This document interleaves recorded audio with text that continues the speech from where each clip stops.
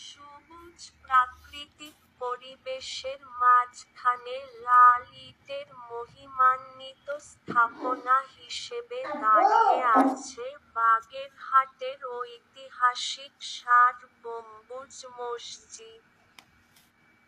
আকাশ থেকে দেখা এই দৃশ্যে মসজিদের সারি সারি গম্বুজগুলো ঠিক যেন অতীতের স্থাপত্য গৌরবের ছন্দে সাজানো।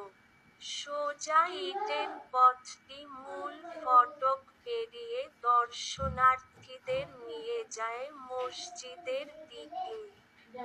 দুই পাশে বিস্তৃত ঘাসের মাঠ ও ছায়াময় গাছপালা যেন পুরো পরিবেশকে আরো শান্ত, পবিত্র আর মনোরম করে তোলে।